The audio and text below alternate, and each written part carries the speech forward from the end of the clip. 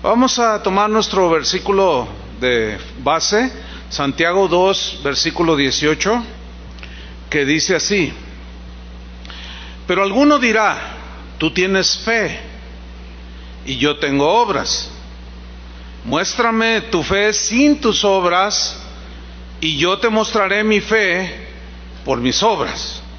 En la versión Dios habla hoy, el texto se lee así: muéstrame tu fe sin hechos, yo en cambio te mostraré mi fe con mis hechos. El cristianismo ha sufrido muchas situaciones a través de los siglos, y uno de los últimos, pues yo diría confusión, que se traduce también en controversia en cuanto a la obtención de la salvación, es la siguiente: es una confusión que hay, que si la salvación se obtiene solamente por la fe o por fe más obras. El asunto se complica por la incomprensión de algunos pasajes de la Biblia que aparentemente se contradicen, pero hoy vamos a analizarlos y vamos a ver que no hay contradicción alguna. Al contrario, se complementan los unos con los otros. Por ejemplo, en Romanos 3:28, el apóstol Pablo establece una verdad y dice: concluimos pues, como conclusión, que el hombre es justificado por fe, sin las obras de la ley. Pero por otro lado, leemos un texto como Santiago 2:24, donde aparentemente surge una contradicción entre ellos dos, que dice así: vosotros veis pues que el hombre es justificado por las obras y no solamente por la fe. ¿Nota la aparente contradicción? ¿Sí o no? Otra vez se lo voy a preguntar. ¿Nota la aparente contradicción? Es muy claro, ¿no? Pero esa aparente contradicción desaparece cuando observamos de manera detenida lo que Pablo enseñó y lo que Santiago enseñó, y cómo cada uno presenta su tesis acerca del punto con distinto enfoque, desde distinta perspectiva. En primera instancia, Santiago, él está refutando, derribando un argumento, una creencia equivocada que tenían algunos ya en el tiempo de él, que creían que ellos podían tener fe y eran salvos, y que no había necesidad de demostrar nada con buenas obras. Y por eso les escribe en Santiago 2:17: así también la fe, si no tiene obras, es muerta en sí misma. ¿Sí? Santiago pues está argumentando que la fe genuina, la fe sincera en Cristo, debe producir buenas obras como un producto, una consecuencia de haber sido transformados por el poder de Dios. Pablo lo puso de esta manera a los corintios y les dijo: de manera que si alguno está en Cristo, nueva criatura es. Las cosas viejas, o sea, las malas obras pecaminosas pasaron y ahora todas son hechas nuevas. Entonces Santiago argumenta ese punto, que las obras son la evidencia de una fe genuina.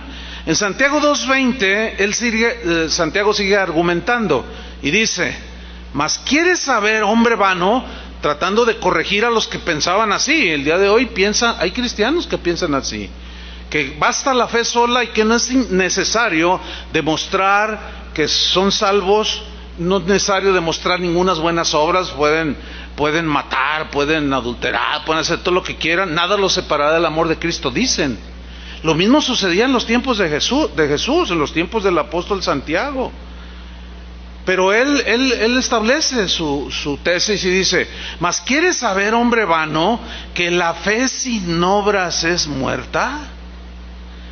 Dice el 21: ¿no fue justificado por las obras Abraham, nuestro padre, cuando ofreció a su hijo Isaac sobre el altar? Aparentemente, Santiago está enseñando que para la salvación es fe más obras buenas, pero no es así, lo vamos a corroborar, porque en el versículo 22 él dice: ¿no ves que la fe actuó juntamente? Esa frase es fundamental aquí. ¿No ves que la fe accionó juntamente con sus obras? O sea, es inseparable. Sí o sí, aquel que dice que ha creído en Cristo, que es cristiano, nacido de Dios, sí o sí, por naturaleza debe producir buenas obras. ¿Sí? ¿No ves que la fe actuó juntamente con sus obras y que la fe se perfeccionó por las obras? O sea, la fe resultó en todo su concepto bíblico, las buenas obras como evidencia de la salvación, no para ganarse la salvación, sino como la evidencia de que ya eran salvos.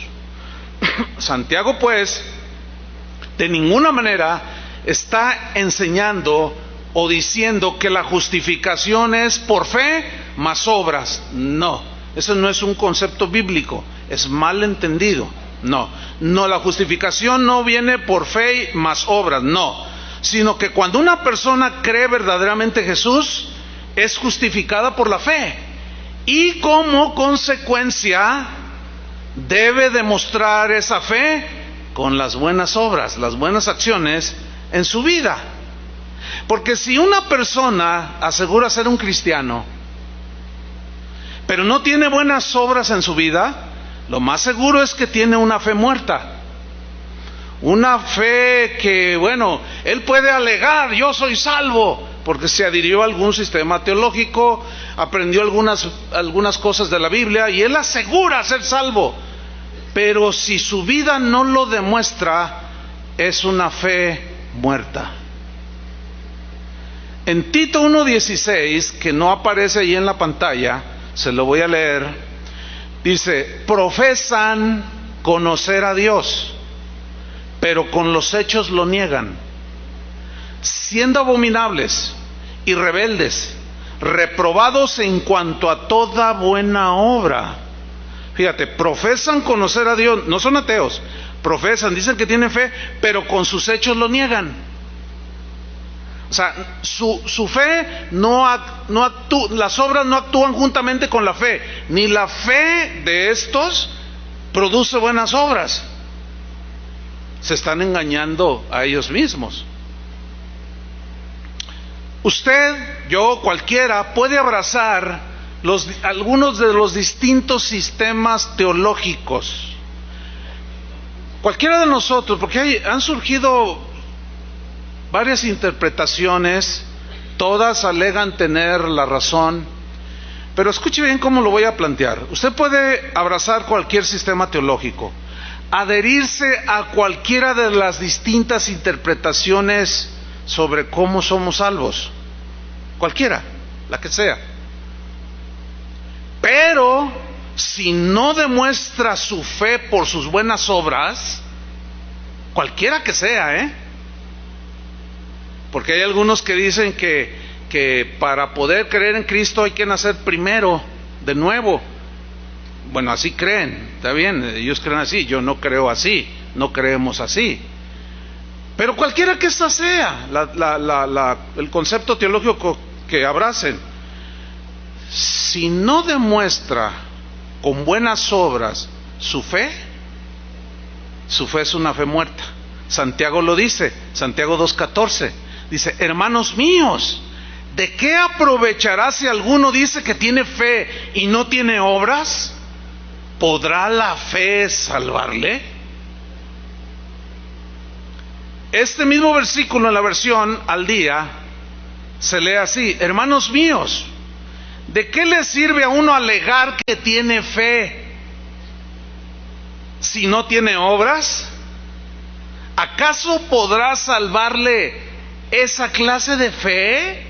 Por más que alegues: yo he creído esto, yo me gradué en un instituto bíblico, yo fui a la Universidad de Oxford, tengo un doctorado en teología, yo creo esto y todo lo que esto fulano, sultano, mangano enseñaron, y yo lo abrazo y yo lo creo y no sé cuánto. Sí, ok, Pero si tus acciones no demuestran con buenas obras, ¿podrá esa fe salvarte? Aunque alegues, yo tengo fe y yo soy salvo y nadie me toca. Sí, está bien. Pero si tu vida no demuestra con buenas obras tu fe que dices tener, ¿podrá esa fe salvarte? Santiago dice que no. Pero vamos a ver a Pablo, ahora enseguida, vamos a ver su postulado acerca del punto, y vamos a notar que él dice exactamente lo que dijo Santiago, pero en otra perspectiva, y vamos a ver que no se contradicen. Efesios 2:8 al 10. Dice así: porque por gracia sois salvos. Gracia, ¿qué es la gracia de Dios? La gracia de Dios es algo que no merecemos y a pesar de eso nos es dado, nos es otorgado. En el caso de la salvación, nosotros no la merecemos ni la podemos comprar, ¿verdad que no? Entonces aquí dice, por gracia, por un favor inmerecido. Ustedes no merecen nada, pero por gracia. Ese es el concepto de gracia en la Biblia. Aunque no merezcamos, Dios nos la regala, la salvación, pero no todos la aceptan. Algunos rehúsan creer y la rechazan. Por eso dice, por gracia sois salvos. ¿Cómo somos salvos? ¿Por gracia o porque hicimos algo? Por gracia, por recibir y creer el mensaje de Jesús. Ahora, ¿cuál es el medio para obtener ese regalo? La fe. Es claro aquí el concepto. Somos salvos por gracia, por medio de la fe. La fe es el vehículo por el cual obtenemos ese regalo. Ahora, ¿cómo viene la fe? Dice Pablo a los romanos que la fe viene por el oír. ¿Oír qué? El mensaje de Dios. Cuando alguien lo cree y extiende la mano diciendo, Señor, perdóname, soy pecador y recibo tu salvación, la recibe de manera inmerecida, pero por medio de la fe. Ok. Y esto, dice, no es de vosotros. Esto no pertenece a vosotros, pues es don de Dios. Aquí hay por lo menos dos interpretaciones teológicas acerca de qué es el don de Dios. Algunos dicen que el don de Dios es la fe, pero un estudio bien concienzudo de este versículo, no lo vamos a hacer ahora, tal vez después, nos demuestra que el don ahí no es la fe. Porque si la fe fuera un don, un regalo de Dios, entonces ¿por qué el Señor demanda fe? ¿Por qué no tenéis fe?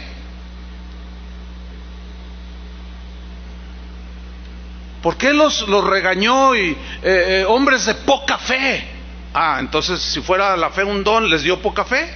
No. Es ahí empieza la confusión teológica en el asunto de la salvación. No. Es obvio que el don, el regalo, es la salvación. Por gracia somos salvos por medio de la fe. Esto no de vosotros, pues es don de Dios. El don es el regalo de la salvación. Don significa regalo. Y luego en el versículo 9, Pablo lo deja muy claro.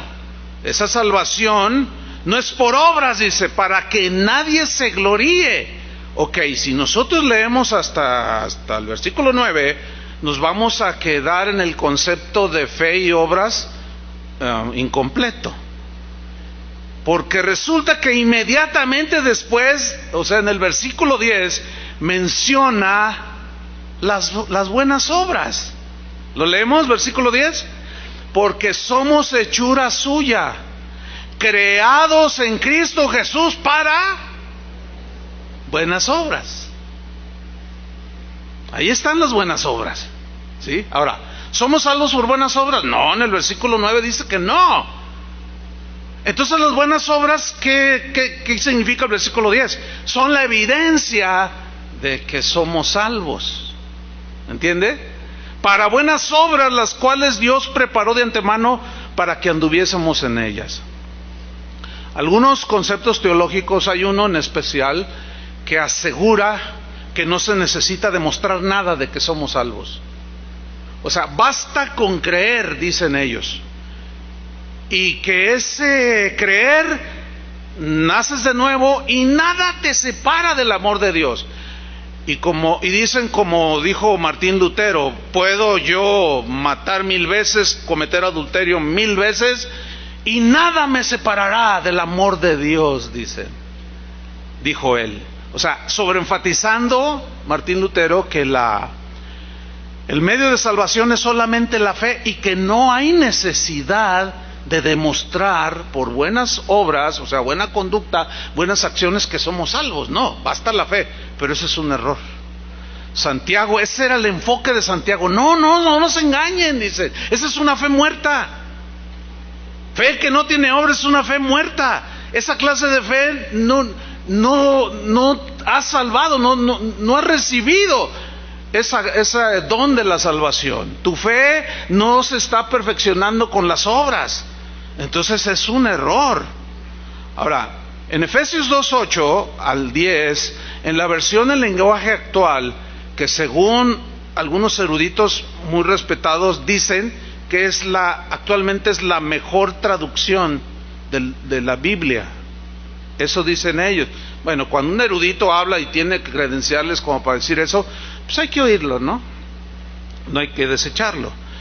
Y esta traducción dice en Efesios 2:8, síganme con atención: ustedes han sido salvados porque aceptaron el amor de Dios. O sea, por gracia sois salvos. Ninguno de ustedes se ganó la salvación, o sea, no por obras, ninguno se la ganó, sino que Dios, ¿qué? Se la regaló por gracia. Versículo 9: la salvación de ustedes no es el resultado de sus propios esfuerzos. Por eso nadie puede sentirse orgulloso. Yo la gané porque hice cosas buenas. No. Y luego en el versículo 10 se lee así: nosotros somos creación de Dios por nuestra unión con Jesucristo. Nos creó para que vivamos haciendo el bien. ¿Serán importantes las buenas obras? Sí. ¿Para ganarnos la salvación? No. ¿Como evidencia de que somos salvos? Sí. Nos creó para que vivamos haciendo el bien. O sea, Dios, cuando nos engendró y nacimos de nuevo, Él asume que Él está produciendo gente buena. ¿Entiende? De hecho, cada cristiano que dice creer en Jesús debe ser una persona buena, lo cual, dice Dios, ya había planeado desde antes. Entendemos pues que Santiago y Pablo no discrepan en su enseñanza sobre la salvación y las obras, ¿verdad que no? ¿Ya vieron que no discrepan? No, se complementan, están hablando de lo mismo, pero de diferentes perspectivas, ¿sí? Diferentes enfoques y énfasis. Pablo simplemente enfatizó, recalcó que la justificación es solamente por fe. Es verdad. Mientras que Santiago pone énfasis en el resultado de la fe, que son las buenas obras. ¿Por qué el énfasis de Santiago? Porque algunos, estoy repitiendo, creían que no era necesario demostrar por buenas acciones, buenos comportamientos, que eran salvos. No, basta la fe, dicen. Y ese es un error. Policarpo, uno de los padres de la iglesia, como ustedes saben, discípulo del apóstol Juan, él entendió perfectamente el mensaje de Jesús, entendió perfectamente el mensaje de Juan, de los apóstoles, y Policarpo escribió una carta dirigida a los filipenses. Esa carta no está en la Biblia porque no es considerada inspirada por el Espíritu Santo. Sin embargo, lo que dejó escrito respecto a la fe y las buenas obras empatan perfectamente con la enseñanza de Pablo y de Santiago. Les voy a dar nada más una cita. Dice así: ahora bien, el que a él el que a Él le resucitó de entre los muertos, o sea, el Padre que resucitó a Jesús de entre los muertos, también nos resucitará a nosotros, con tal que cumplamos su voluntad. Cumplir su voluntad es hacer buenas obras, ¿sí o no? Entonces ahí va bien Policarpo, ¿no? Ok. Y caminemos en sus mandamientos. Caminar es una acción de obediencia, es una obra en sus mandamientos. Y amemos lo que Él amó. Amar es una acción, no se queda ahí en la teoría. Apartados de toda iniquidad, es una acción de alejarte del mal. Es una obra alejarte del mal. De la defraudación, de la codicia del dinero, de la maledicencia, del falso testimonio. Todas esas son acciones, ¿sí o no? Ok, buenas obras. No volviendo mal por mal, ni injuria por injuria, ni golpe por golpe, ni maldición por maldición. Acordémonos más bien de lo que dijo el Señor para enseñanza nuestra: no juzguéis, para que no seáis juzgados. Perdonad, que es una acción, son acciones, conductas, buenas obras. Perdonad y se os perdonará. Compadeced o tener misericordia, para que seáis compadecidos. Con la medida que medís, que midiereis, os medirá también a vosotros. Otro de los padres de la iglesia, llamado Ignacio de Antioquía, por cierto, fue uno de los mártires que terminó su vida despedazado por los leones en el Coliseo Romano. Él escribió 7 cartas, usted las puede buscar en internet. Ignacio de Antioquía se llama. Él era un líder prominente, es uno de los padres de la iglesia. Y él, refiriéndose a la fe y a las obras, dijo lo siguiente, es una cita muy breve, que usted la puede leer ahí junto conmigo. Dice: el árbol se manifiesta por sus frutos. Y eso fue lo que dijo Jesús, ¿no? Del mismo modo, o sea, es una analogía, del mismo modo, dice Ignacio de Antioquía, los que profesan tener fe en Cristo, por sus obras se pondrán de manifiesto. Nota usted que su enseñanza de Ignacio de Antioquía va a la par de la de Policarpo y la de Ireneo y la de los primeros padres de la iglesia. Va a la par de la enseñanza de Santiago, del apóstol Pablo y finalmente de la enseñanza de Jesús. ¿Sí lo alcanza a ver? ¿Ve que no hay ninguna contradicción ahí? No la hay. Ahora bien, fíjate lo que dice aquí Ignacio de Antioquía: el árbol se manifiesta por sus frutos. O sea que un árbol de mangos, ¿qué va a dar? Mangos. Un árbol de guayaba, ¿qué va a dar? Un árbol iba a decir de sandía, imagínense.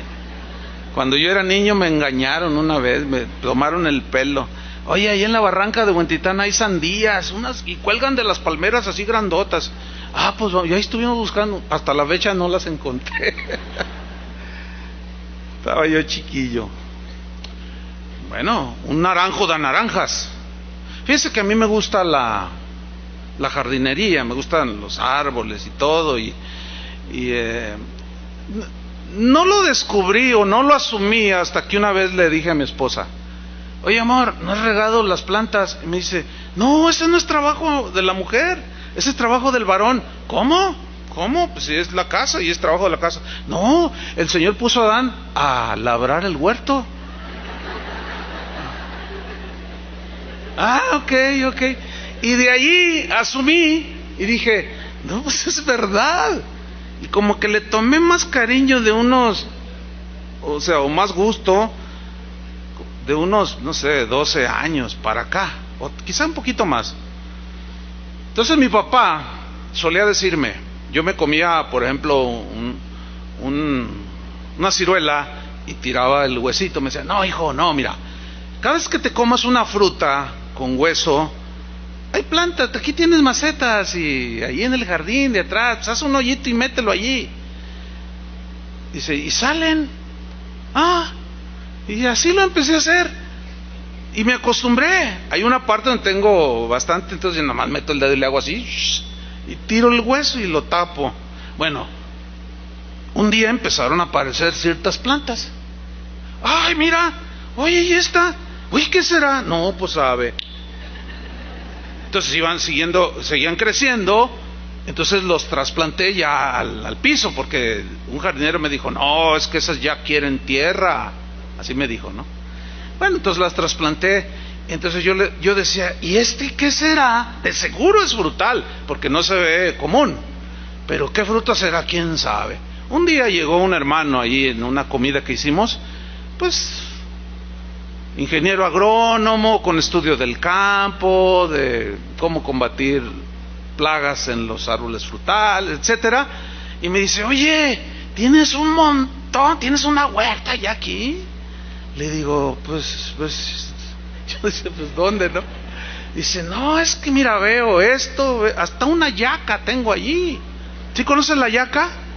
Esa frutota así, tengo dos plantas de yaca. Dice, oye, mira, este es un durazno, ¿y tú cómo sabes? Ah, mira. O sea que el que sabe, ¿no? Dice, dice, pues. Y yo sé que es agrónomo él. Dice, mira, el guayabo es fácil, ¿no? Pero había otros que pues no, yo decía, ¿y este qué es? Este es ciruelo, este es esto, este es esto. Y me dijo, ya verás en su momento. Bueno, pasó el tiempo y este año empezaron a florear. ¿Y qué será? ¿Qué será? Y empezaron a salir los frutos. ¿Sí? O sea, la naturaleza de los ciruelos que tengo allí tenía que dar ciruelos. O sea, porque esa es su naturaleza. Y fíjense lo que dijo Ignacio de Antioquía, el árbol se manifiesta. Jesús dijo, el árbol se conoce por sus frutos. Del mismo modo, los que profesan tener fe en Cristo, por sus obras se pondrán de manifiesto. Es decir, el árbol de mangos tiene que dar mangos. El árbol de ciruelos tiene que dar ciruelas. Tiene que dar ciruelas. El cristiano genuino tiene que dar buenos frutos, buenas obras. Fíjense que hay muchos cristianos actualmente que pasan literalmente horas en las redes sociales. Y bueno, tiene su valor, hay muchas cosas buenas que podemos, otras no tanto, podemos sacar, otras peores, ¿no? Pero se entiende que un cristiano se ocupa de las cosas buenas, porque es una persona buena, ¿cierto? Pero fíjense que yo he descubierto en las redes sociales a cristianos discutiendo, peleándose, ofendiéndose, burlándose de unos a otros, despreciándose mutuamente. ¿Cuál es la razón? Tratando de ganar las discusiones de las distintas posiciones teológicas. Y cuando alguno de los que están allí peleándose no está de acuerdo, no sale de acuerdo con lo que el otro postula, se empiezan a ofender. Se empiezan a decir, no, tu padre es un asesino, refiriéndose a alguien que él admira como maestro de la Biblia. No, el tuyo es asesino. No, pues el tuyo es un hereje. Pues tú eres igual a él y tú tienes el ADN de él. Y se empiezan a ofender y se empiezan a pelear entre ellos de una manera bien penosa, donde todo mundo lo ve. ¿Sí sabes que cualquiera persona puede ver eso en la red? Bueno, a todos estos que contienden, que ofenden, que se pelean, que se desprecian mutuamente en Facebook, Santiago les dice lo siguiente, cuando en el capítulo 3, ahí va a aparecer en la pantalla, Santiago empieza a hablar sobre la lengua. Noten que el capítulo 3 es el que sigue del capítulo 2, donde está hablando de que tienes fe y no tienes obras. ¿Podrá esa fe salvarte? No. Entonces se va al terreno de los hechos. Y miren lo que dice respecto a la lengua. Y esto, bueno, para aquellos que dicen, que alegan tener fe. ¿Me entiende? Que alegan decir, no, yo tengo la mejor posición teológica, para mí no hay otra, esta es la más completa. y alegan, y alegan, y alegan. Sí, pero desprecian, ofenden. Miren lo que dice Santiago 3:9. Con ella es la lengua, no es la señora de enfrente. Con ella, dice, bendecimos al Dios y Padre, como hace un rato. Qué hermoso es bendecir a Dios con nuestra lengua, nuestra boca, ¿no? Con ella bendecimos al Dios y Padre, y con ella maldecimos a los hombres que están hechos a la semejanza de Dios. De una misma boca proceden bendición y maldición. Hermanos míos, dice, esto no debe ser así. Con los cristianos esto no debe ser así. Y luego argumenta Santiago con unas preguntas retóricas cuyas respuestas están implícitas en la misma pregunta. Dice el 11: ¿acaso alguna fuente hecha por una misma abertura agua dulce y amarga? ¿A cuántas de ustedes, señoras, cuando van a lavar los platos y abren la llave, les sale agua de Jamaica o leche? No, o sea, nadie se preocupa. Ay, ¿qué irá a salir? ¿Qué irá a salir? Ay, y el marido dice, a lo mejor te sale agua de maracuyá. No, porque es obvio que está diseñada para que solamente salga agua potable. Bueno, sigue diciendo. ¿Acaso alguna fuente, 11, fue hecha por una misma abertura agua dulce y amarga? Hermanos míos, y hace otra pregunta retórica: ¿puede acaso la higuera producir aceitunas? ¿O la vid higos? Imagínate que florece el durazno y ahí estoy yo, ya voy a tener duraznos. Y yo me acuerdo que eran unos de este tamaño, mire, y de repente salen chiles verdes.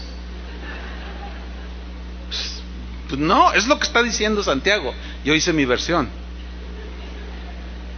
¿Puede acaso la higuera producir aceitunas? ¿O la vid higos? La respuesta obvia es no. Así también, dice, ninguna fuente, o sea, boca de un cristiano, puede dar agua salada y dulce. Versículo 13. Aquí está el punto. ¿Quién es sabio y entendido entre vosotros? Yo soy entendido y sabio. Tengo el mejor concepto teológico. Todos están mal, menos yo. Oh, qué bien, ¿no? Está bien, qué bueno. ¿Quién es sabio y entendido entre vosotros? Muestre por la buena conducta sus obras en sabia mansedumbre. ¿Qué les pareció eso? Toño Lázaro, hola, ¿cómo estás? Sí, me dijiste que ibas a venir, ¿verdad? Toño Lázaro, lo conocen, ¿no? Hazles así, Toño. Pues Toño inició una congregación de tantas que han abierto en Manzanillo, y ya llegó el momento de que tuvo que estar allí de tiempo completo, ¿verdad, Toño? Pero hace unos días me escribió medio triste. Oye, pastor, me dice, fíjate, qué mala onda, dice, unos hermanos, mira lo que hicieron con una foto mía que yo publiqué ahora que bautizaron, no sé qué hicieron, alguna fiesta cristiana, bautizaron unos hermanos, se tomaron una foto. Entonces alguien por ahí, uno que alega tener fe, sin duda, tomó la foto y le puso una inscripción, son los famosos memes, y le puso: les pido perdón a todos los misioneros que abandoné. Y dice Toño, no, qué mala onda, ¿quién haría esto? Bueno, él después ya se enteró quién fue, también ya sabe quiénes lo publicaron y sabe de todos los que se burlaron. Pero ¿qué debes hacer, Toño Lázaro, aquí presente? ¿Te vas a poner a pelear con ellos? ¿También vas a agarrar la foto de ellos y le vas a decir a uno de ellos que tú sabes quién es, pero tú fornicas con tus novias? ¿Verdad que no? No. ¿Por qué? Porque eres cristiano, ¿no? Y tú debes demostrar tu buena conducta, tus obras con sabia mansedumbre. ¿Y cuál fue mi consejo? No pelees, no les contestes. Pero a veces se siente uno así enchilado, como decimos acá, ¿no? Así como que, y dan ganas como que luego ¿verdad? Y agarrar la computadora y ahorita van a ver que arda Troya. ¡Ay! No. ¿Hay algún sabio y entendido entre vosotros? Muestre por la buena conducta sus obras en sabia mansedumbre.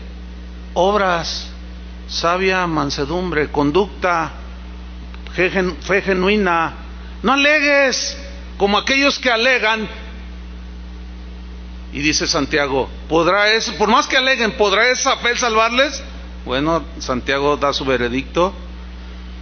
Dice el versículo 14, pues si tenéis celos amargos y contención, pleito, discusión en vuestro corazón, no os jactéis, ni mintáis contra la verdad.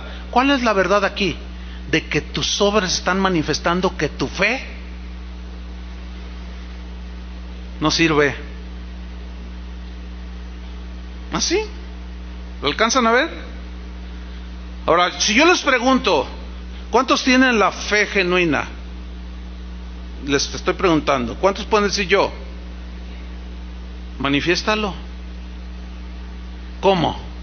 Con tu conducta, con tus obras, en sabia mansedumbre.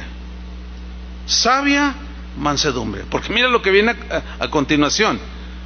Dice en el versículo 15, porque esta sabiduría, ¿cuál sabiduría?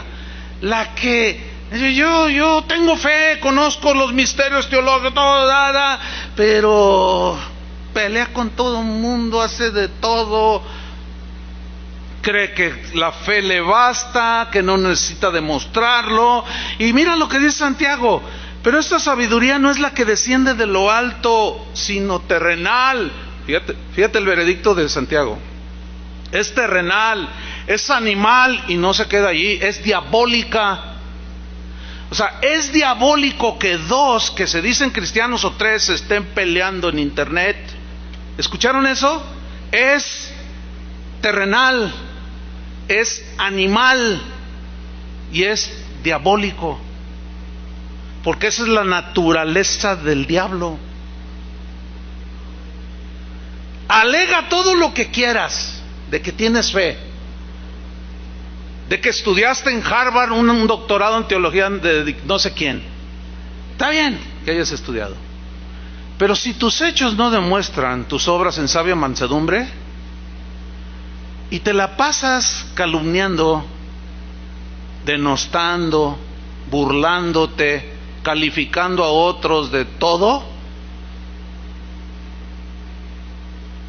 te estás engañando a ti mismo. ¿Podrá esa fe salvarte? Según Santiago y Pablo mismo dice no. Versículo 16, porque donde hay celos y contención, ahí está, donde hay celos, envidias, ¿sí? Y de las celos, las envidias salen ofensas, salen amarguras y provocan contención. Celos y contención, allí dice, allí hay perturbación. Muchos cristianos nuevos, de manera inocente, empiezan a ingresar a esas páginas y ven los pleitos y quieren meter paz. No, hermano, no debemos de pelearnos. Quítate tú, débil en la fe. Salte de aquí, estos debates no son para ti, estos son para gente de altura. Uy, cuánta. Dice, ahí donde hay todo eso, hay perturbación y toda obra perversa. Bueno, y Santiago no termina ahí con el tema, remata en el capítulo 4, versículo 17, que no está ahí, me faltó incluirlo, pero yo se los voy a leer, Santiago 4, 17. Mira lo que dice, y al que sabe hacer lo bueno y no lo hace, le es pecado. Ahora, se entiende que el cristiano sabe hacer lo bueno, ¿sí o no? Le está hablando a los cristianos. Y el que sabe hacer lo bueno y no lo hace, le es pecado. ¿Qué es lo bueno? ¿Echarle leña al fuego? No, de la contienda, del pleito. Y yo también sé algo, pero te lo mando por inbox. Y yo, para acá en el muro, acá privado, te lo mando para que también lo publiques y lo saques. Y lo que es peor todavía, algunos, creo que algunos son inocentes, no se dan cuenta, se involucran, se dejan llevar por la sabiduría animal y diabólica y son arrastrados y le ponen me gusta. Y ya se involucraron, porque Pablo le dice a Timoteo, no te involucres en pecados ajenos. Así dice, ¿no? No participes en pecados ajenos. ¿Qué es participar de un pecado ajeno? Ver que el hermano está pecando y tú lo toleras, no le dices nada porque es tu amigote, es mi amiguísima, y no le digo nada porque pues sí tiene razón en lo que alega ahí en internet. No, hermanos, no participen de las malas obras de otro, sino reprenderlas, o sea, llevarlas a la conciencia. Vamos a ver un pasaje en Mateo 5:14, que aparece ahí en la pantalla, que es una enseñanza del mismo Jesús, y vamos a descubrir que él mismo enseñaba lo que posteriormente enseñó Pablo, Santiago, Policarpo y todos los demás. Ahora estas enseñanzas de Jesús como que están fuera de moda. Como que mucha gente hoy ve que lee la Biblia, hay gente, cristianos pues, que dicen, no, yo quiero verdades profundas, no quiero verdades, alimento sólido, dicen, ay. Luego sale un murciélago volando, sí, alimento sólido. Y abren Mateo 5, el sermón del monte, y dicen, eso ya me lo sé, eso es de bebés.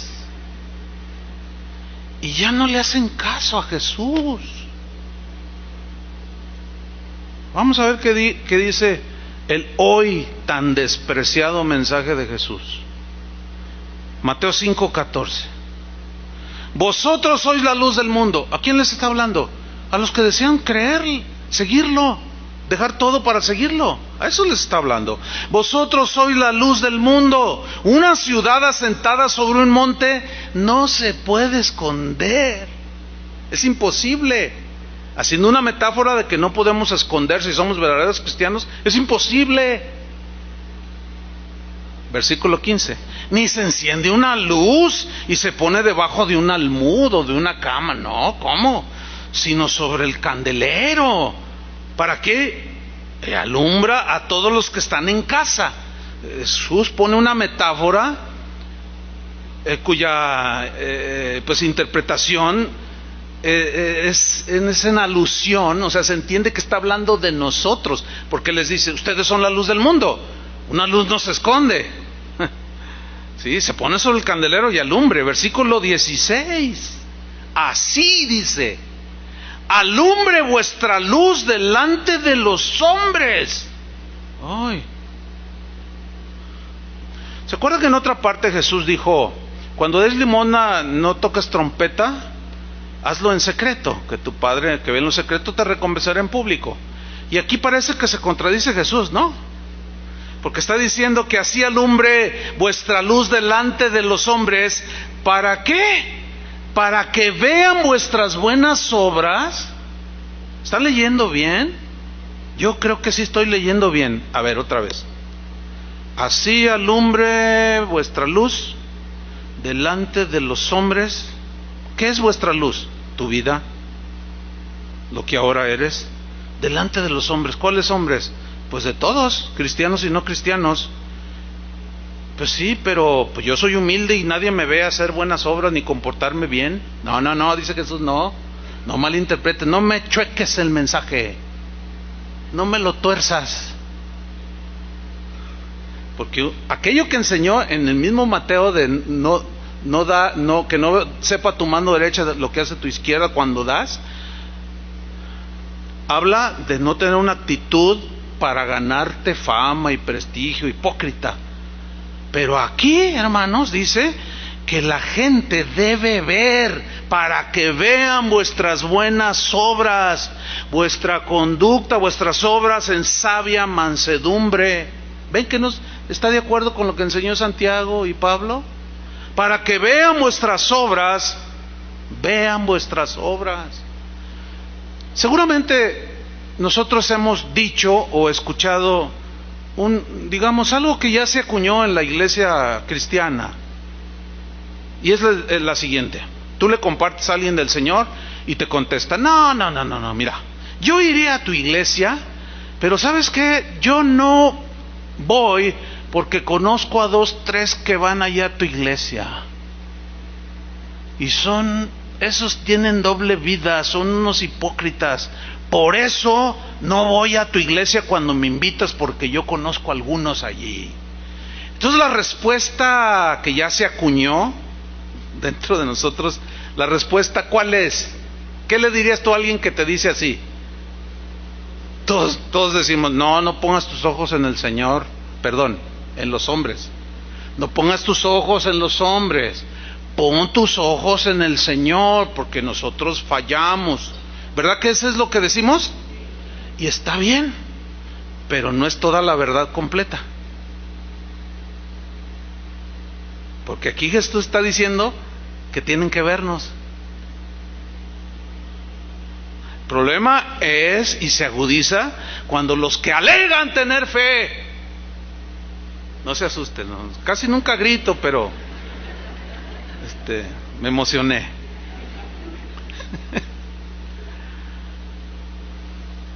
Pero los que alegan tener fe no viven de acuerdo a lo que dicen que creen. Y el vecino se da cuenta que le dices unas palabrotas a tu esposa, y otro se da cuenta que 2, 3 moquetes también, y qué sé yo más. Entonces alguien les habla y dice, no, mira, mi vecino va allí contigo, yo lo conozco. Entonces, ahí se complica el asunto, hermanos. Y Santiago nos desengaña.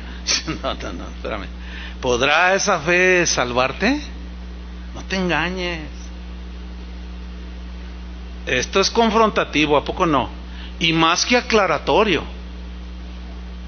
Para todos. Todos estamos incluidos ahí. Así dice, alumbre vuestra luz delante de los hombres. Pablo nunca dijo, cuando él sabía que había malos testimonios, y él nunca dijo totalmente, vean a Cristo. Sí, les presentó a Cristo, predicó el evangelio de Cristo y lo ponía como el centro, como hace rato cantábamos, tú lo llenas todo, así lo ponía. Pero también decía, si a alguno no te satisface su conducta, mírame a mí. Así dijo. Todo lo que oísteis, visteis, que yo hice y dije, háganlo, imítenme a mí. Ay, Dios. ¿Sería que él era perfecto? No era un hombre perfecto, fallaba. Ningún cristiano, por más deseoso también de hacer las cosas bien, es perfecto. Están conscientes con eso, ¿no? Cometemos errores, pero no es una constante, ¿entienden? Una constante a cada rato, y yo puedo matar 1000 veces, y puedo irme con mujeres 1000 veces al día, y nada me separará del amor de Dios. ¿De verdad crees eso? ¿De verdad crees eso? No te engañes. Eso es literalmente imposible.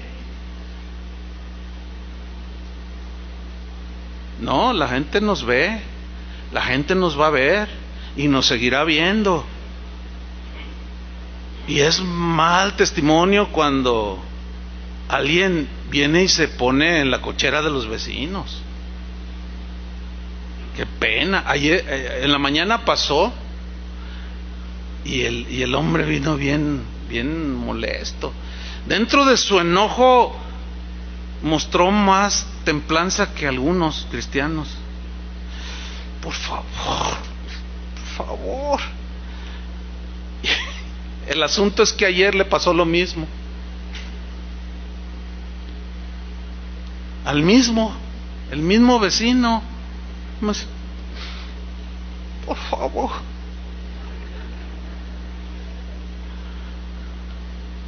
Hermanos, el sentido común también nos enseña algo. Tú llegas y te estacionas, debes de ver dónde. A ver, ¿quién de ustedes se estaciona a la mitad de la avenida Federalismo? Nadie. Por sentido común. Pero por sentido común también. Mira, el otro día yo buscaba un estacionamiento, iba a hacer algo importante y vi que se desocupó en una línea así. Entonces me doy rápido, entonces ya me voy metiendo y estaba el logo de gente con capacidades diferentes. Lo dije así para que nadie se ofenda. Ya ve que hoy de todos se ofenden y le cambian el vocabulario. Entonces yo venía así y me metí, pero lo alcancé a ver. ¿Y qué cree que hice? Pues me tuve que echar para atrás. Dije, no, pues no. Y como el Pato Donald, ¿se acuerda el Pato Donald?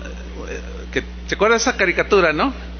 Uno que era un angelito le decía, quítate, muévete de allí. Y el otro que era un diablo así, le decía, no, ¿y qué? Tú eres pastor.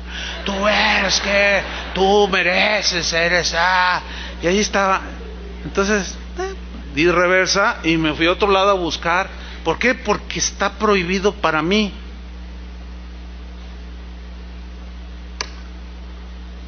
Imagínate que me quedo allí y resulta que un hermano trabaja en multar a los que violan. Entonces llego yo y dice, pastor, ¿este es su auto? ¿Qué le digo?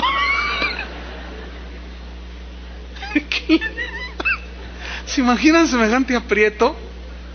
¿Qué le dirías tú, Tony? Ahí te voy a una feria para que te calles. ¿Cómo? No, hermano, todo el mundo nos ve. Todo el mundo nos va a ver. Eso es lo que dice la Biblia, eso es lo que dice Jesús.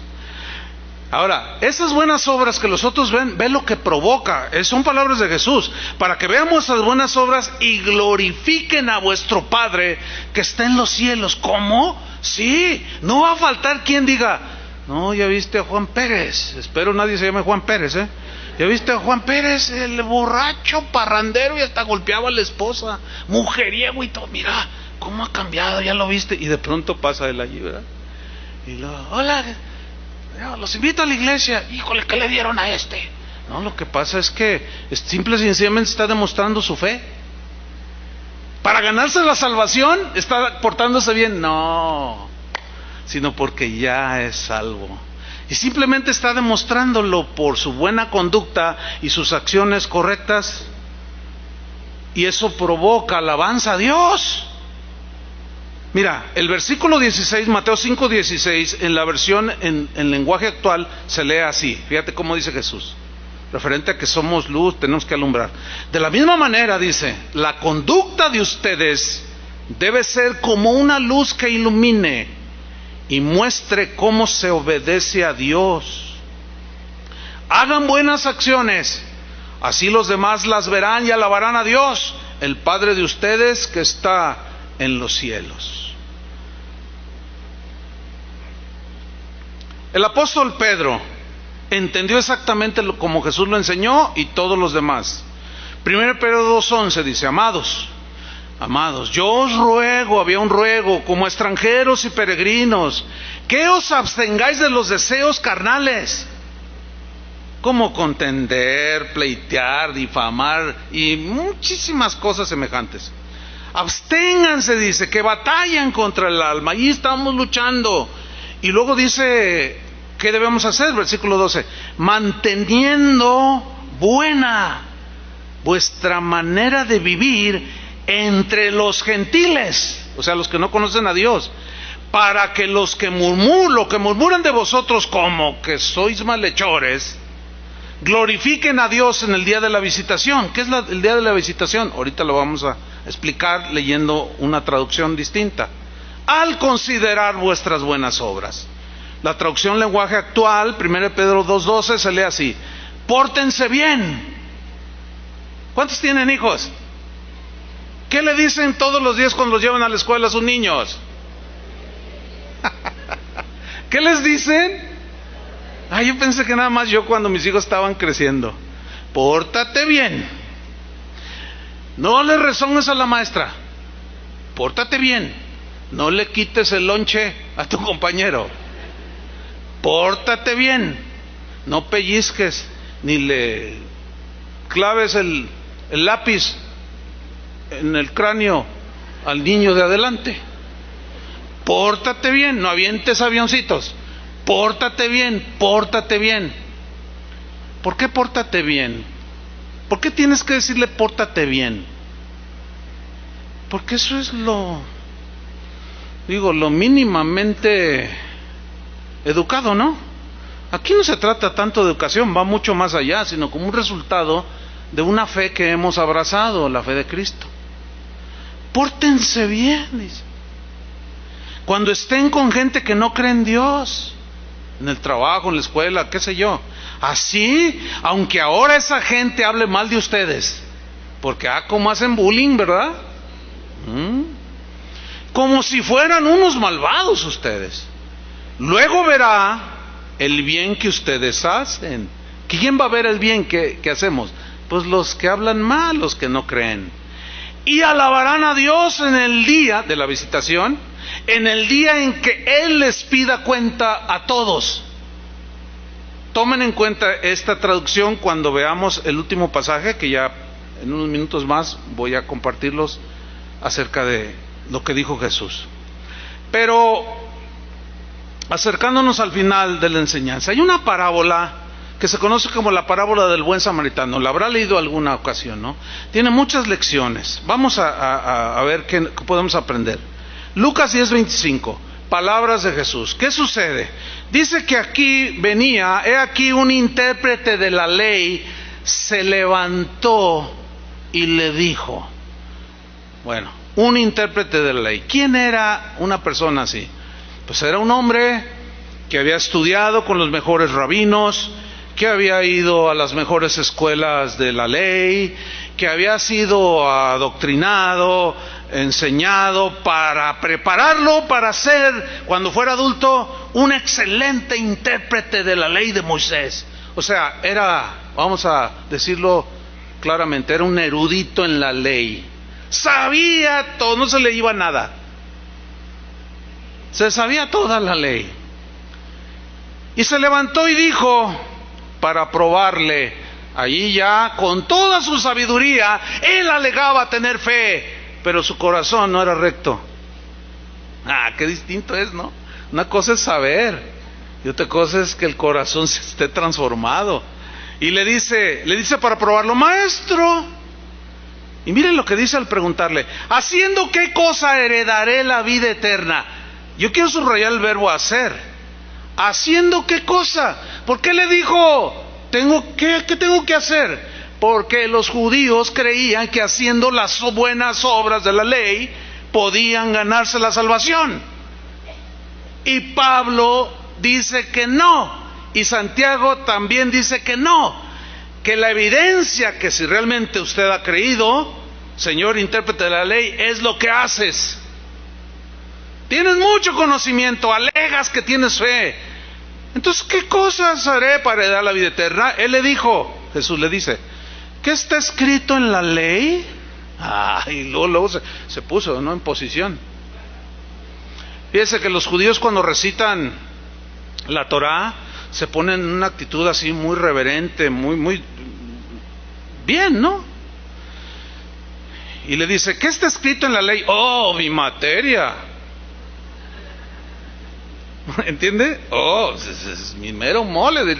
Si fuera un intérprete de la ley mexicano, diría, mi mero mole. De esto pregúntame lo que quieras, yo me la sé toda. Tengo todo el conocimiento. ¿Qué está escrito en la ley? Y luego le pregunta una segunda vez el Señor, ¿cómo lees? Esa frase significa, cuando la lees, ¿cómo la entiendes? Eso significa, ¿qué está escrito en la ley? Cuando la lees, ¿cómo la entiendes? ¿Qué entiendes cuando la lees? Dice el versículo 27. Aquel respondiendo y tomando su posición, acomodándose su talid y todas sus vestimentas y todo, porque así eran. Dijo: amarás al Señor tu Dios con todo tu corazón y con toda tu alma y con todas tus fuerzas y con toda tu mente, y a tu prójimo como a ti mismo. Y le responde Jesús: bien has respondido. Y el otro: pues claro, yo tengo el mejor sistema teológico. Pues claro, yo me la sé de todas. Pero luego Jesús le dice, ahora yo quiero subrayar lo siguiente. Jesús le dice: bien has respondido. O sea, ¿tenía una interpretación de la ley correcta? ¿Sí o no? Sí. Jesús le dijo: bien has respondido. Pero luego le dice: haz esto y vivirás. Pregunta: ¿le está diciendo que por hacer buenas obras se va a ganar la salvación? No se confunda. Está diciendo exactamente lo mismo que Santiago argumentó. Si dices que crees y que amas al Señor y que Él es todo para ti, que con todo tu corazón, todas tus fuerzas, y a tu prójimo como a ti mismo, demuéstralo. Hazlo. Entonces me doy cuenta y te vas a dar cuenta. Hazlo. Demuéstralo. Y vivirás. Ese es el complemento. No para ganarte la salvación, sino porque verdaderamente amas al Señor con todo tu corazón. Pero lo tienes que demostrar. Pero como todo buen alegador que le gustan los debates, que estudia la retórica, que estudia la lógica y todos los argumentos para debatir y que no te dejen callado, tienes que buscar. Conoce gente así que tú le dices algo: mira, aquí la Biblia dice el Señor no, bueno, ahí dice, pero luego te empiezan a... O sea, nunca pierden una. Todo, le dan respuesta a todo. Mira, esa mosca se murió. Probablemente se murió de 3 cosas. Número 1, y empiezan con su rollo.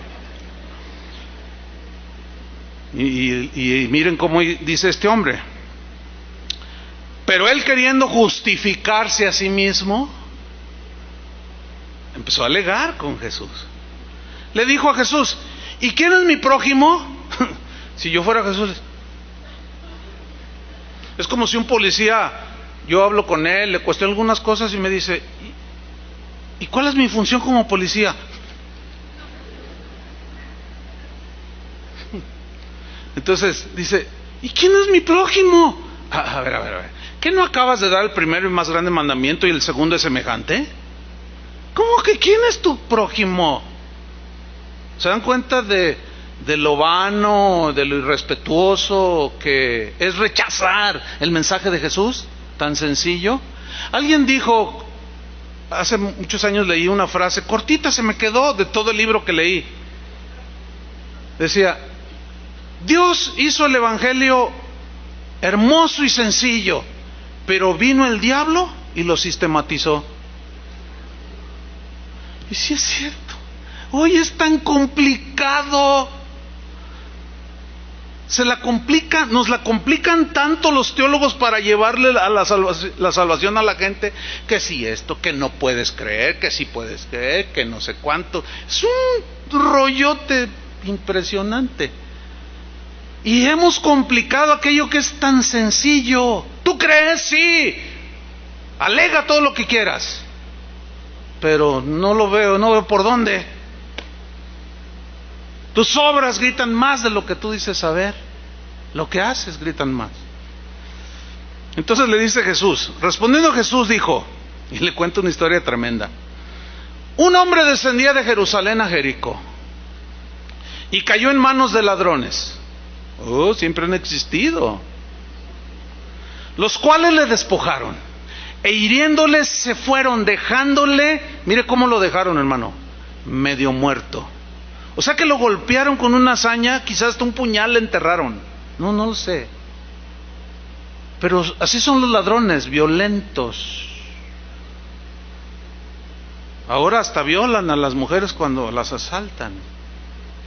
Y lo dejaron medio muerto. Versículo 31. Aconteció que descendió un sacerdote por aquel camino y viéndole, ¿qué hizo?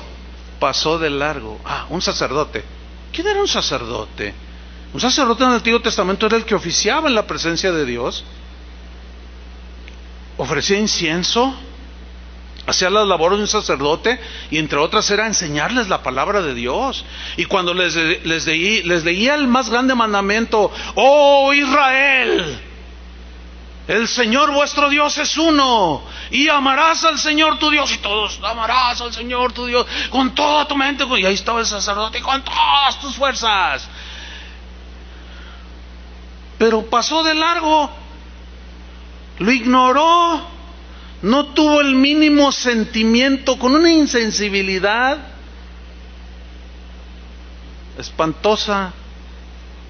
Y lo vio, y quizás le extendió la mano. Ya no podía ni hablar aquel hombre, nada más balbuceó, quizás, no lo sé: ayúdame. Y lo vio. Alabado sea Jehová, yo tengo que ir a cumplir con mis oficios religiosos. Mira, por más que alegues tener fe y cierras tu corazón, ¿de qué te sirve esa fe? No te engañes. Alega todo lo que quieras, sácame los títulos que quieras,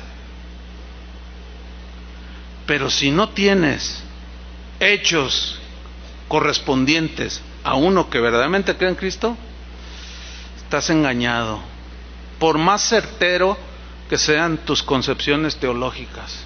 Estás engañado.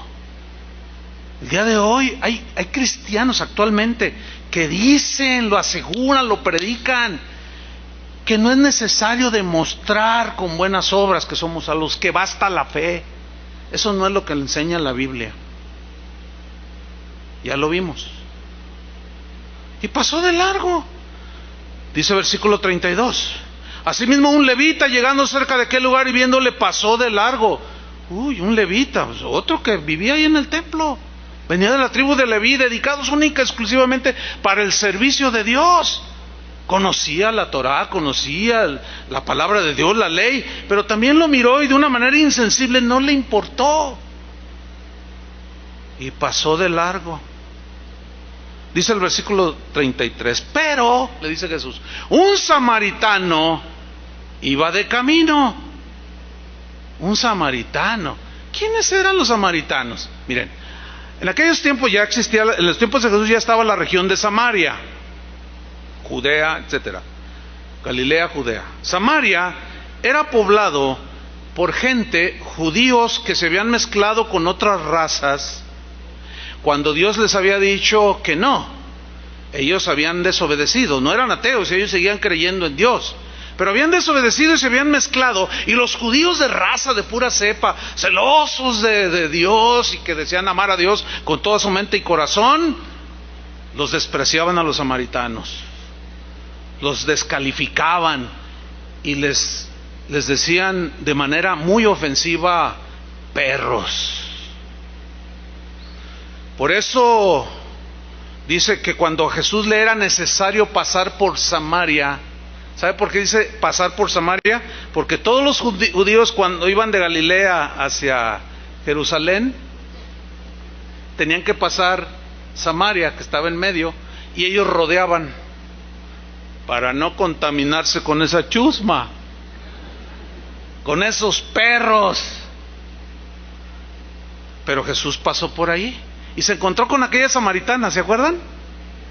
Una samaritana que no era atea, que decía creer. Nuestros padres adoraron en este monte, y tú dices que en Jerusalén. No, ¿por qué me hablas? ¿Por qué me pides agua? Tú eres judío y yo soy samaritana, pero dame de esa agua. Bueno, ok, te voy a dar, pero llama a tu marido y ven acá. Dice: no tengo marido. Oh, no, 5 has tenido, y el que ahora tienes no es tu marido. 5 maridos, 6. Con el último vivía en Amaciato, no se había casado, pero adoraba. Decía que tenía fe, pero sus obras demostraban lo contrario. ¿Ve cómo en todos lados se cuecen habas? Entonces, cuando el Señor le dijo: yo te voy a dar agua que no volverás a tener sed, de esta volverás a beber, te va a dar sed, dame de esa agua. Y finalmente le dice la mujer: sé que ha de venir el Cristo. Conocía el mensaje. Y cuando Él venga nos dirá todas las cosas. Dice, yo soy el que hablo contigo. Uy, qué tremendo, yo soy. Imagínate, dice que aquella mujer en ese momento, pues cree en Él, se convierte y es una evangelista tremenda que corre al pueblo y le dice, he encontrado al Cristo, dijo. Y todos se alborotan y van, y a ver, háblanos, quédate con nosotros. Y se queda 2 días con ellos. Y regresan a la aldea estos hombres y le dicen, ya no solo creemos por tu dicho, sino nosotros mismos hemos oído y hemos creído que Él es el Cristo. Allí cambió su vida. De seguro se casó en una boda colectiva de casa de oración. No lo sé. El samaritano, un perro pasó por el camino. Se podría leer así en la versión judía, pero sigamos leyendo. ¿Qué hizo este samaritano? Viéndolo, vino cerca de él y viéndole, o sea, pasó junto a él y viéndole, mira lo que dice, fue movido a misericordia. Esa frase fue movido significa que de sus entrañas, de lo más profundo de su ser, se conmovió de ver lo que estaba viviendo aquel hombre. Se conmovió, dice, en lo profundo. Y fue movido a misericordia. La misericordia es apiadarse de la condición de miseria y de desgracia en la que está una persona y hace algo, el misericordioso. ¿Y qué hizo? No se quedó en un puro sentimiento, se tradujo, porque era un creyente, los samaritanos no eran ateos. Y esa fe que él desea tener, igual que el sacerdote, igual que el intérprete de la ley y que el levita, en él se llegó al terreno de los hechos. ¿Y qué hizo? Vendó sus heridas, versículo 34. Se llenó de sangre, cortó quizás algún repuesto de túnica que llevaba y lo vendó, echándole aceite y vino, provisión para el camino vital en esos tiempos. Y utilizó su fuerza, lo puso en su cabalgadura. Podía haber sido un caballo, un burro, qué sé yo. Si hubiera sido un camello, más difícil, es más alto un camello. Lo cargó. ¿Notan cómo está cumpliendo todo? Amarás al Señor tu Dios con toda tu mente, todo tu corazón, todas tus fuerzas. Ahí está todo. Y lo llevó al mesón. Todavía se tomó el tiempo. Y cuidó de él. Otro día al partir, quiere decir que se quedó toda la noche velándolo allí. Otro día al partir sacó 2 denarios, su dinero, y lo dio al mesonero y le dijo, cuidádmele, y todo lo que gastes de más yo te lo pagaré cuando regrese. Note el compromiso y cómo había entendido perfectamente este perro, este hereje, todo lo que se dice. Note que él estaba demostrando su fe por sus obras. ¿Sí lo alcanza a ver? Es exactamente el mismo mensaje de Santiago.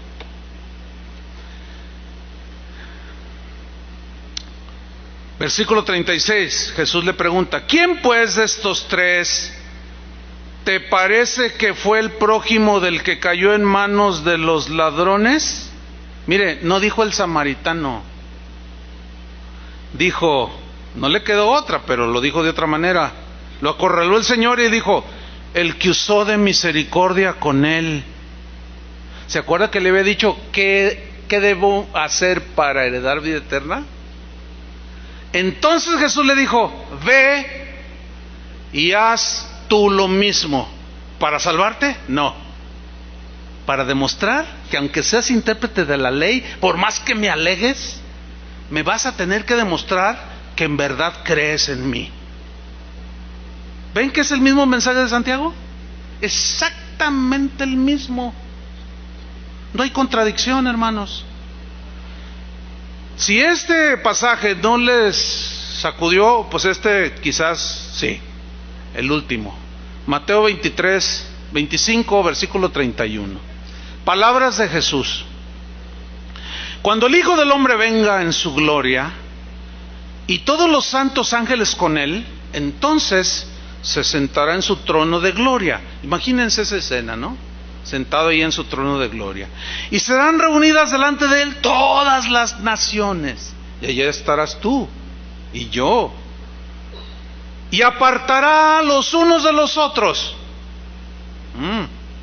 Como aparta el pastor las ovejas de los cabritos. Esta es oveja, este es un cabrito. Solo hay dos: ovejas o cabritos. Ovejas, este es cabrito, este es oveja, este es oveja. ¿A dónde va, cabrito? Usted no puede pasar para acá. Pase para acá. Y las ovejas así, no, yo allá. Las apartará una a su derecha y pondrá, versículo 33, las ovejas a su derecha y los cabritos a su izquierda. Entonces el rey dirá a los de su derecha, a las ovejas: venid, benditos de mi Padre. ¿Cuántos quisieran escuchar eso? Yo me apunto primero. Yo quisiera escuchar en aquel día que se dirige a mí junto con todos los que están allí: venid, benditos de mi Padre, benditos de mi Padre. Venid, heredad del reino preparado para vosotros desde la fundación del mundo. Porque tuve hambre y me disteis de comer. Tuve sed y me disteis de beber. Fui forastero y me recogisteis. Estuve desnudo y me cubristeis. Enfermo y me visitasteis. En la cárcel y vinisteis a mí. Pero miren la respuesta de estos que como que no atinaban a entender lo que Jesús está diciendo. Porque dice que es el día final y que todas las naciones serían juntadas delante de su trono. Incluye los primeros cristianos del primer siglo hasta la fecha y lo que reste. Pero yo les pregunto, los primeros cristianos vieron a Jesús de manera personal, pero nosotros no, ¿verdad? Entonces se entiende que la gran mayoría que no vieron en persona a Jesús, mira lo que le respondieron: Señor, ¿cuándo te vimos hambriento? Así como que, no, si cuando estuve hambriento me diste de comer, cuando tuve sed me diste de beber. ¿Cuándo te vimos hambriento? ¿Y te sustentamos? Porque está en interrogación, es una pregunta. ¿O sediento? ¿Y te dimos de beber? ¿Y cuándo te vimos forastero? ¿Y te recogimos? ¿O desnudo y te cubrimos? ¿O cuándo te vimos enfermo? ¿O en la cárcel? Y vinimos a ti. Y respondiendo el rey les dirá: de cierto os digo, que en cuanto lo hicisteis a uno de estos mis hermanos más pequeños, a mí me lo hicisteis.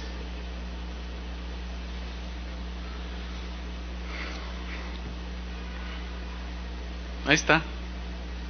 ¿Se acuerdan cuando Pablo fue interceptado por la gloria de Jesús y él cayó al piso? Y él, Señor, y Jesús le dice, lo primero que le dijo Jesús: Saulo, Saulo, ¿por qué me persigues? A ti no, a todo el montón de aleluyas, pero a ti no, espérame. Fíjate cómo ve Jesús, y esto está de acuerdo con lo que él le dijo a Pablo: ¿por qué me persigues? En otras palabras, escúchame bien, toda ofensa que tú le des o yo a un prójimo, se la estás haciendo a Jesús. Todo desprecio, calumnia que hagamos contra un prójimo, se lo estamos haciendo a Jesús. ¿Están entendiendo?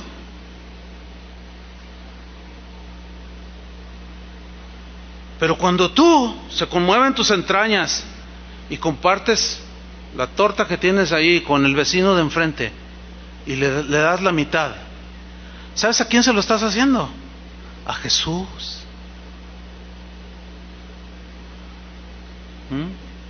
Entonces las buenas obras, hermanos, no son para ganarnos la salvación, tampoco son para preservar nuestra salvación, como algunos, como este intérprete de la ley, alegan.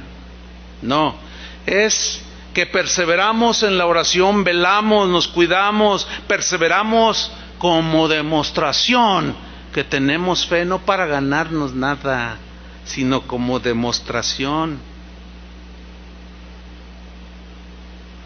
Todo el bien que hagamos se lo hacemos al prójimo. En cierto sentido sí, pero en esencia, ¿a quién se lo hacemos? A Jesús. ¿Te has dado cuenta de eso? ¿Están entendiendo este sencillo pasaje tan despreciado por los sabios?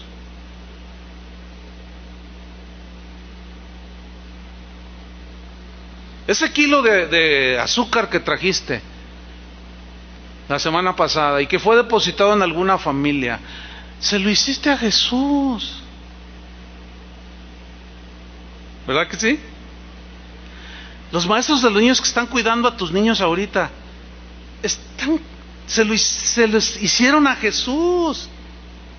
El grupo de evangelismo que va y se mete ahí entre semana, aquí entre las vías, para ir con todos los inmigrantes que vienen de Honduras, de Nicaragua, que tienen mucha hambre y a veces todos mojados, y que van y les toma este suéter, toma estos pantalones, cámbiate estos zapatos, y les dan de comer y les predican la palabra de Dios. Es más, se llama Casa de Oración Las Vías, así se llama, de verdad. No está en internet porque nadie va a ir, pero hay un grupo que sí, y todo lo que les están haciendo a ellos se lo están haciendo al Señor.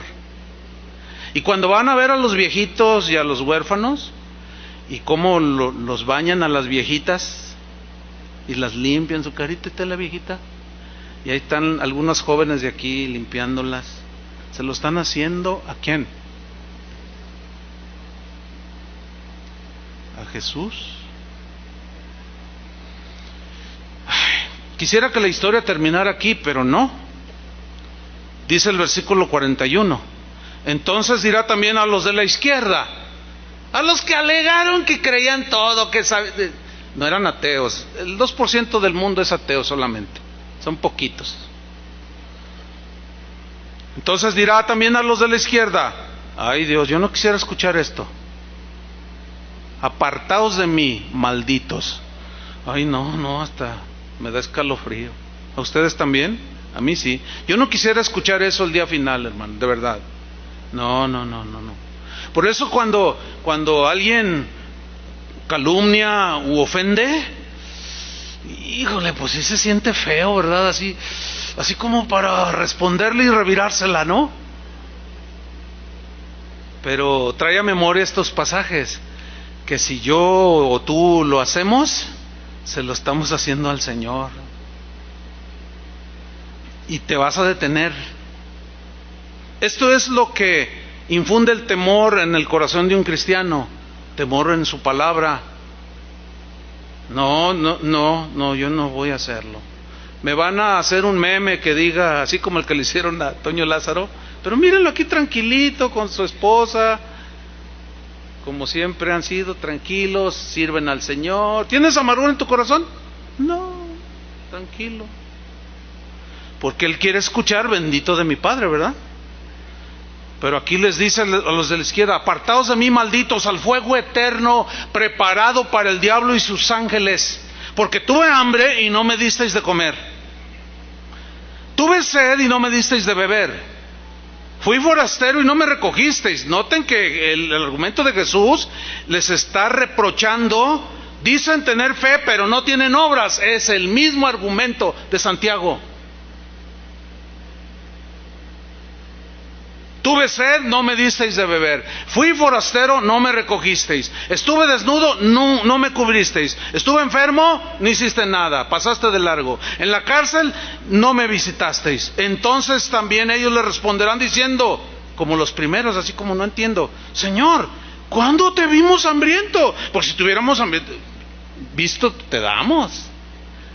Dice, ¿cuándo te vimos hambriento? ¿Sediento? ¿Cuándo te vimos forastero? ¿Cuándo te vimos desnudo? ¿Cuándo te vimos enfermo en la cárcel y no te servimos?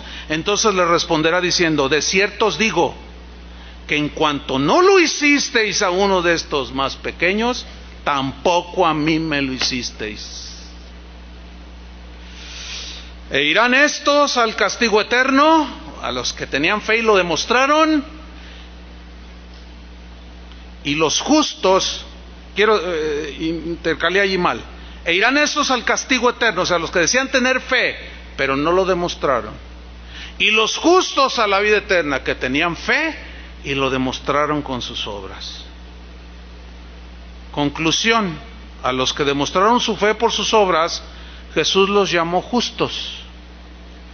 A los que decían tener fe pero se olvidaron de demostrarla con sus obras, les dijo malditos. Solo hay dos grupos y habrá en aquel día. ¿De cuál eres tú? Del Señor. Demostrémoslo. Amén. Oremos. Señor, te damos muchas gracias. Gracias por tu palabra, Señor. Gracias porque tú nos enseñas. El Maestro es el Espíritu de Dios. Gracias, Señor, porque se nos aclara las aparentes contradicción. Muchos dicen muchas cosas, pero tú dices otra. Nosotros nos quedamos con lo que tu palabra de Dios dice. Tu palabra de Dios dice que si tenemos fe, debe haber una evidencia.